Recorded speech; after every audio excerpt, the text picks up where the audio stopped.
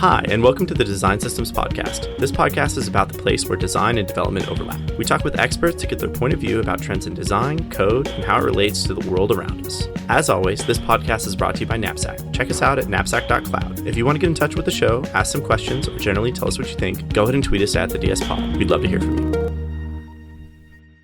Hey, everybody, and welcome to the Design System Podcast. This is your host, Chris Strahl. Today, we're doing something a little bit different. We're going to do some hot takes with some of the folks that I work with. And so we're all in Hood River, Oregon. I wish I could say it's a beautiful day. It's actually a little bit cloudy, but at least the gorge is gorgeous. And we're going to be kind of having some voices from inside of Knapsack talk about some of the cool stuff they're working on. So, hey, Chris, why don't you introduce yourself? Hey, my name is Chris Bloom, and I'm a developer here on the Knapsack team. It's very humid outside, and I am moist. That's the perfect word for it, really. Everyone loves that word. That word trends really well with our podcast audience. It's great right now. Yeah. So anyway, the thing I think you wanted to jam on was design tokens. Yeah. Hot topic, as always, in design systems. We spend a lot of time working on design tokens conceptually within Knapsack, largely because we think about design tokens as a way of expressing your organization's brand or brands. Yeah. And tokens themselves are kind of a relatively new concept in the design systems scene from just the last couple of years, right? We've really only been talking about design systems as a way of building software within the last 6 or 7 years. And we've kind of refined and we've refactored our approach to thinking about that stuff. And tokens are a big topic, especially because tokens has a spec. You want to talk about that spec real quick? Yeah, so I believe the W3C has created a working specification for design tokens, like how they work, how they function, how you inherit them, how they transform, all these different things. And so at a fundamental level, a token is basically a key value. That's it. Tokens are data. Tokens are just raw data that can then become something else, become something that we use inside of our applications like CSS or JavaScript variables. And this is a pretty dramatic change from the way that we used to store these kind of variables, right? We used to have big SAS files, right? Full of variables, top to bottoms. We even have, files right now full of CSS variables.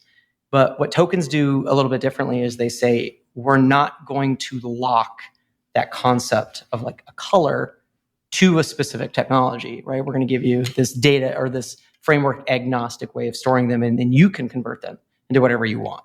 Yeah, and that conversion either takes the form of a transform or it actually just works directly by something reading from, say, a JSON file. From a JSON file, right? The universal language of data on the internet right now. So the hot take then is that rather than thinking about a brand as a bunch of styles in a Figma file or a bunch of variables in a Swift iOS application, or thinking about them as a bunch of different CSS classes in the web, you think about a common data format that everything sort of flows from. That's it. My first adventures into tokens came from my exposure to Tailwind, Adam Wathan's CSS framework. Now, at Knapsack, right, we support all sorts of token formats. We support all sorts of UI frameworks. But I really got into Tailwind a couple of years ago. And the big aha moment for me was that all of these colors and spacings and paddings and font sizes were not stored as the technology that was going to display those things on the internet. It was just stored as JSON. It was just a big JavaScript variable. And then it became the stuff that we needed during a pre-processing step. It was a big light bulb moment of wow, we've been storing stuff wrong this whole time because, and I'm guilty of this, years ago, if we had a big SAS file full of variables, we realized, wait a minute, we needed those variables somewhere else. I need JavaScript to understand this stuff. So we built these hilarious, duct tape and bubblegum systems to parse a SAS file, turn the SAS file into JSON, then take that JSON and go feed it into JavaScript. It's very Rube Goldberg-esque to just say, listen, these are a bunch of key value pairs that we should be consuming into other formats. Gotcha. So that's in contrast to the new way of doing it, where you have this common format that everything's stored in. And then what makes that belong in a design system? Why do we care about this existing inside of the actual code and functions and design? And how does that help us, really?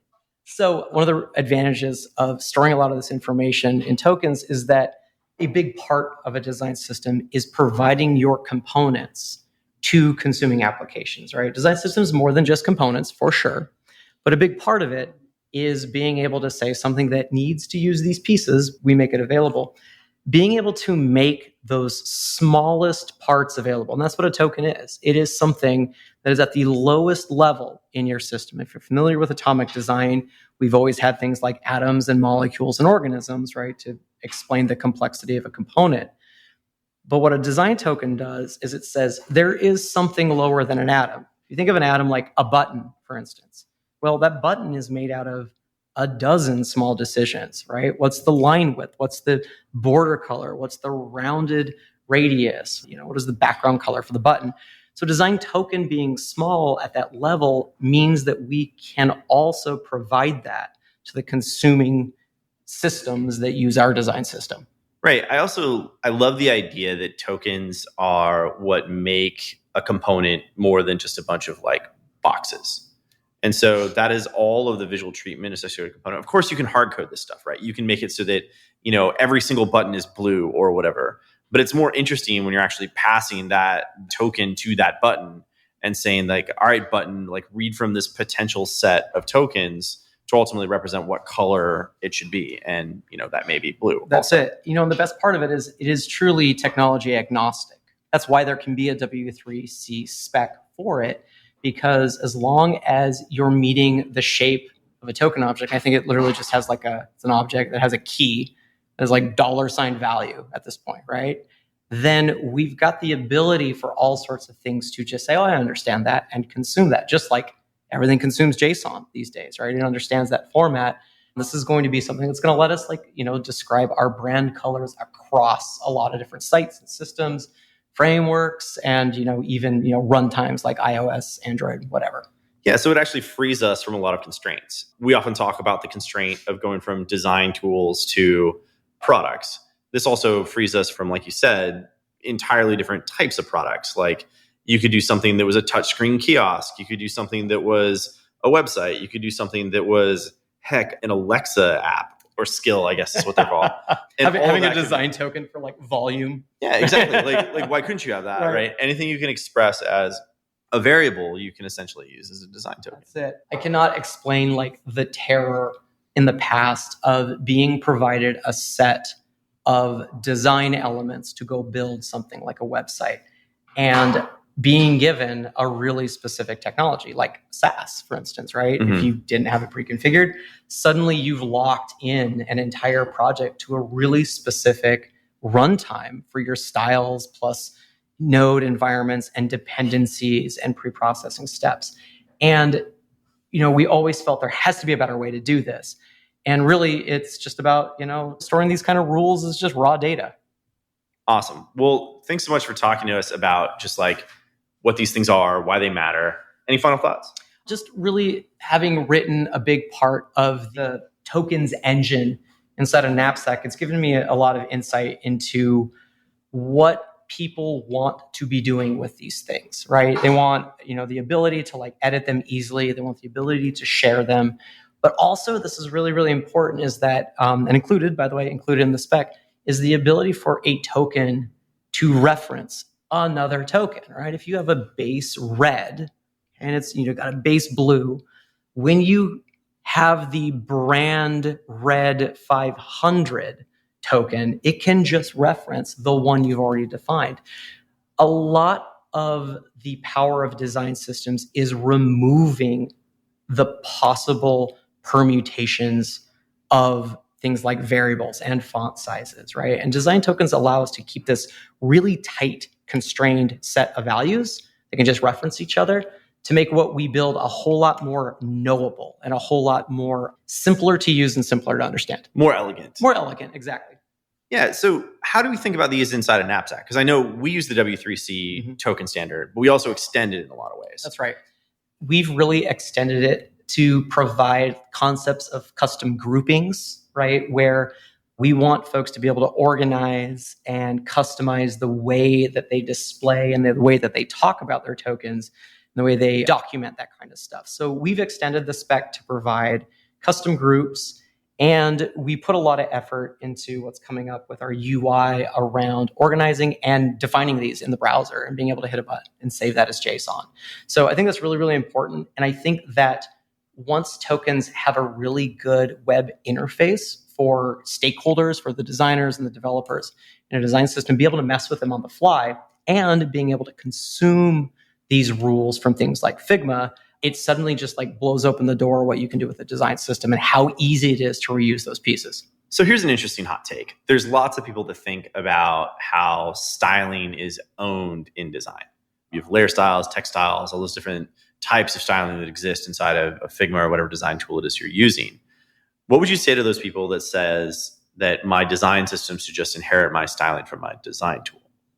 I think with the advances that we have in tools like Figma, where honestly, Figma has one of the best ways of defining these low-level pieces, that it can go both ways, right? Figma can import rules like this, but Figma can also export rules like this. So however your team wants to work, at the end of the day, it's just a little blob of JSON that you're passing around. Whoever you want to have own that or be kind of the arbiters of the truth of that, you can, and you can have it fit to the best needs of your team. That's a great part about all this stuff just being data. Awesome. Well, hey, thanks so much, Chris. Appreciate you being on. Rock on. Thanks for having me. Cheers. I'm here with Jake Love doing a hot take about tools inside of design systems. Jake, why don't you say hey? Hello, everybody. What do you do? I'm a senior solutions engineer here. I've been working in the cross-functional space pretty much my whole career, whether that is working with design teams or working with cross-functional engineering teams at different levels and trying to solve the problem of how you can create consistent designs and build those into code and make reusable solutions has been something that's been on my focus for a very long time. Yeah, and you're kind of a bit of a Swiss Army knife of a person because you know a little bit about design, you know a little bit about code, you know a lot about product. But really, I think the core of this conversation is that you set up the vast majority of the design systems that use Knapsack. And so you get to see dozens of these things and you get to see lots of different variations about how companies big and small use design systems on sort of a day-to-day level. Mm-hmm. And you also like get deep into the sausage, so to speak. And so like you know how everything is made, all the ugly bits, all the great bits. Mm-hmm. So without like calling anybody out, one of the things that I was curious about is what stuff goes in a design system that is beyond just like tokens, docs, components, Figma files? Like what are the things that are like a little lesser known that still show up there? Totally. Yeah. And those are probably all the unsung heroes. Those are the scripts that are doing all the things in the background. It's the same sort of idea behind a design system where, you know, if you've spent time doing something, you know, you shouldn't have to spend additional time doing that over and over again. And so when we talk about, you know, whether that's a build process, whether we talk about, you know, the creation of artifacts or the acquisition of those artifacts, placement in the right place, you know, for file structure, all that kind of stuff. If you solve that problem one time, you should also deliver that inside of the system. And so, yeah, share the things that you've learned on the engineering side with the production side. Gotcha. So this represents content that isn't necessarily UI content. This is content that actually helps you like build that UI. Yeah. And so it can be scripts, it can be linting, it can be all sorts of other things that are within the system. Mm-hmm. What are some really great examples that you've seen of this that you're like, wow, oh, that's a great idea to have is this repeatable, reusable thing? Yeah, totally. Roll-up configurations, Webpack configurations, you know, any kind of configuration that essentially is something that you would need to do either during a CI/CD build process or something that would need to happen in order to get an application to a state that it could run. And so any kind of script like that. Yeah, and so these aren't the things that are actually the UI themselves. It's not like the toy, right? But it's the batteries that go in the toy. And so this is more, it's more of like a batteries included sort of a some situation. assembly is required. Right. Yeah, and that some assembly is not any, you know, complex mechanism or anything. That comes out of the box. You just have to, you know, unbolt some screws and tighten them in, and there you go. Gotcha. So how does this help people? Like when you have all these things and you're consuming a design system for the first time, mm-hmm. presumably if I am, you know, a product owner or an engineer inside of an app team and I'm looking at consuming this design system, I either have to think about how I create my own tools, my own builds to be able to consume that, mm-hmm. or I can actually just look at the system and it provides that for me. Is it as simple as that? Yeah, I mean, it kind of also depends on how you curate that. It's kind of a choose your own adventure game. that can take various formats from a README file to a Notion doc or whatever the tool is that you're using. But once you have that list of scripts and essentially tools in your toolkit that are available for other engineers to use, it just creates a lot more of a safe environment, a consistent environment. And again, you solve a problem for an engineer that might be a future engineer. It helps to preserve the longevity of your system and the maintainability of the system as well. Awesome. So how does Knapsack do this? Is it just stored as content inside of our system? Yeah. So the way that Knapsack does this is actually one of the things that I have always really loved about our system is that we try to get out of the way of good old-fashioned engineering techniques and best practices. And so we ship with monorepo. And so there's a package JSON that is at the root of every single workspace. And then out of the box, we also have separate packages that we're releasing for each one of our renderers or design tokens and styles. But it's highly configurable. And so while it ships with some opinions, because we have a long experience building and delivering design systems, all of the things are very configurable. And that is things on the smallest level, like what format of the token's building into, all the way to the granular level, like what assets are included inside of our NPM packages. So it's all very configurable, and any kind of config that you would need to pass in, even to one of our renderers, like a custom Webpack config, that's something that you can also add to your NPM packages, ship that out, and then pull that into your production applications down the line. Awesome. So if you're an engineer that's then trying to consume a design system that's built on Knapsack, you already have this included in your repo. It already exists there. Exactly. Yep. That's kind of how it comes. Cool, man. Well, hey, thanks for coming on. Absolutely. Thanks. Today, I'm here with Brittany Smart. Brittany, what do you do at Knapsack? So at Knapsack, I'm a solutions engineer, and I work with customers. I get them excited and up and running with Knapsack and answer any other questions that happen along the way. So your hot take is about a customer conversation. And in this customer conversation, you were chatting with somebody that works at this big company. And what specifically were they trying to understand? So this particular customer, they're kind of struggling with this huge problem that's not necessarily fallen on their shoulders, but they're the only one at the company that's really concerned about how they're going to provide consistency across all of their brands and products, especially since part of their company works in different countries. Mm-hmm. So there's like that and the whole time zone thing. And it's like, how do we get everyone on the same page? So, we started out the conversation and he was a bit nervous to say the wrong thing, like there's a right thing to say, which of course, it all depends. It's situational and relative. But the more and more we talked, I felt like we were able to come to a solution that he felt comfortable with. And as we went on, I think like just the fear started to dissipate, which made me feel really good because I could tell that, he was, getting the answers he was looking for, obviously. So that was good. And having someone there to like hold your hand as you go through this process can be really daunting without, someone there to lean on for expertise or guidance, because it kind of feels like you're just, there's a tidal wave coming at you. And totally. It's interesting, right? There's a lot of vulnerability with design systems. And the reason why there's so much vulnerability is because there's not a lot of prior art. Like this is still all pretty new. And so because this is all still pretty new, we're all figuring this out together. And I think that's one of the awesome things about your job and what you get to do is you get to kind of see those vulnerable parts of our customers, because it's not really something you do in business when you're in charge of an initiative like a design system at a company, especially like a global company with a big team that's international, and you're trying to achieve these lofty goals that you maybe set not entirely knowing what you were getting yourself into. And now to say like, I don't actually know how we're going to get there. That's a scary moment if you're an executive or a manager or even like an IC working on a design system, because it's very hard to admit that like either, hey, the plan that I thought and the expectations I had maybe aren't meeting up with the reality of what it takes to get this thing done. Or secondly, like I just fundamentally don't know what the right way forward is. And to say I don't know in a business context like that is often really scary.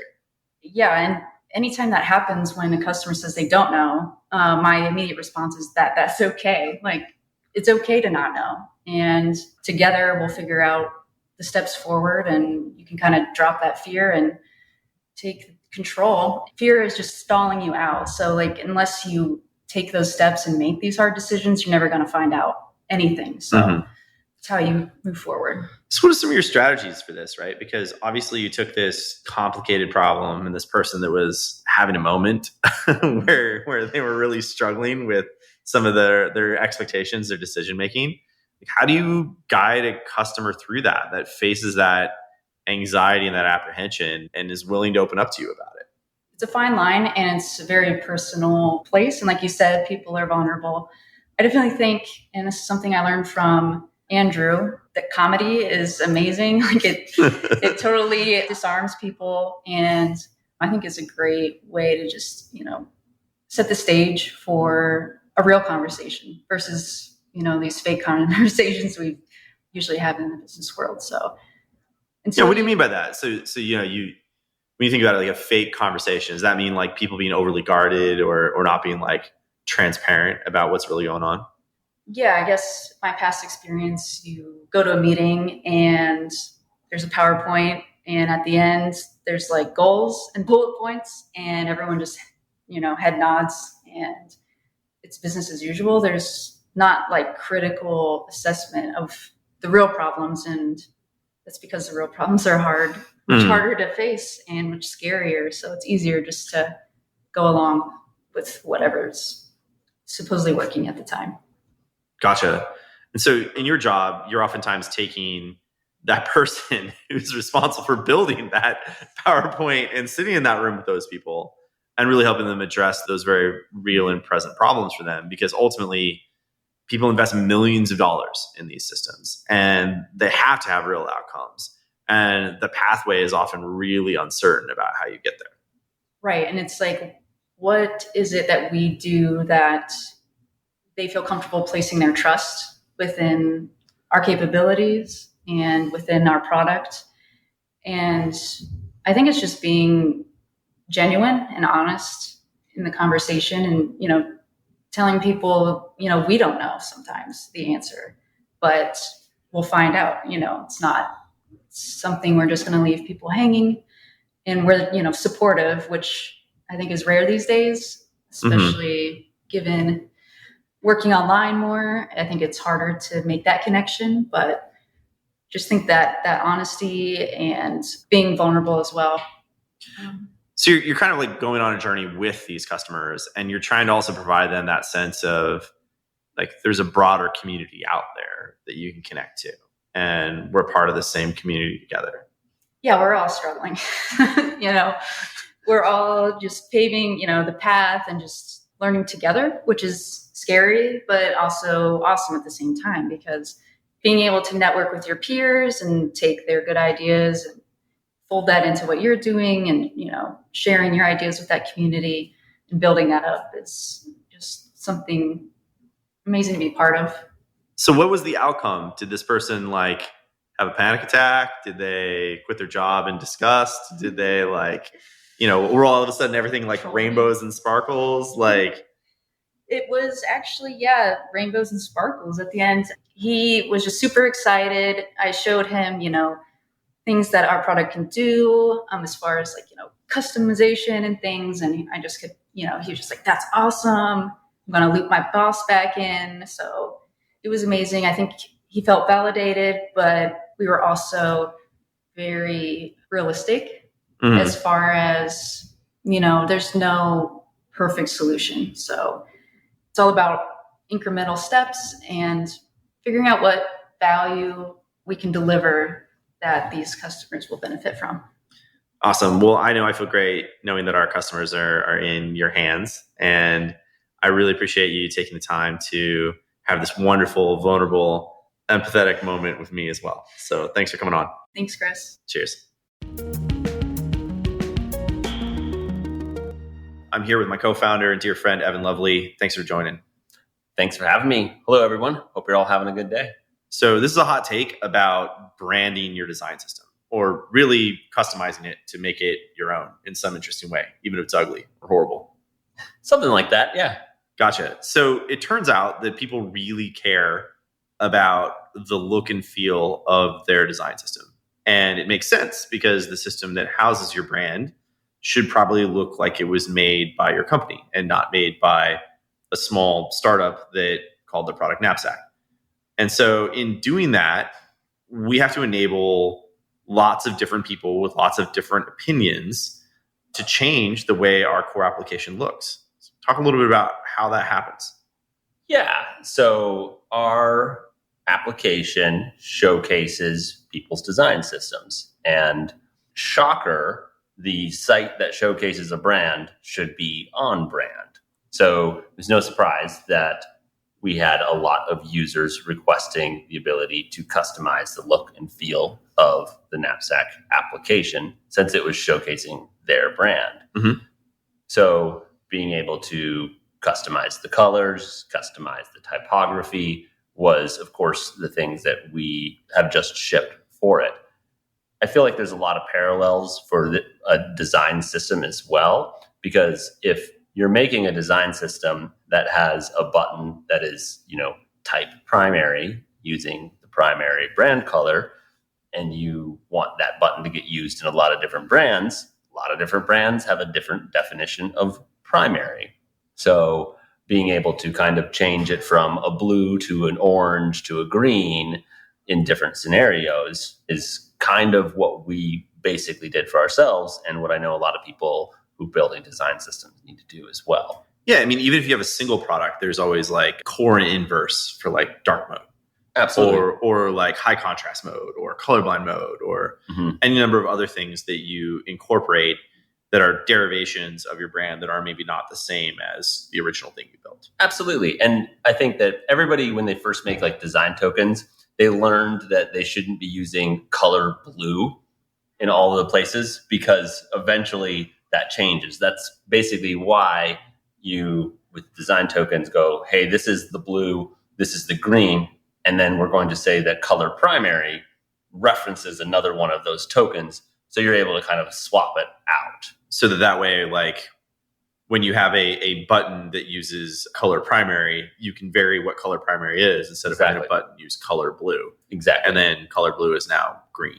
Absolutely. Yeah. Because your button that has the primary background color, well, that changes if you're on light mode or dark mode. And I think that's kind of basically the most famous theming that most UIs see. And I mean, pretty much most everything has got a light mode and a dark mode anyway these days.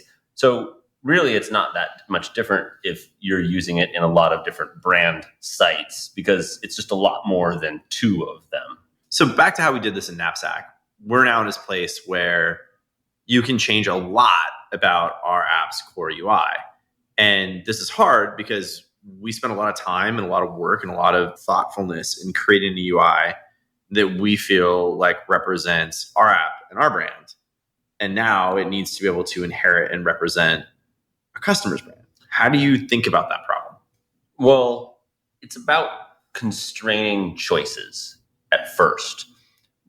We had some people suggest, well, why don't you just let us add whatever CSS we want? And we're like, that's a bad idea because it would eventually change. And yeah, I mean, why is that a bad idea? Like, what can happen when you do that? Again, a design system is about kind of constraining choices. So you could have fonts that are basically like everywhere from like size 1 up to really infinity, but like think about it like, 150 pixel font size. You have like 150 choices there. And so you're going to have a lot of fragmentation. It's going to look like crap.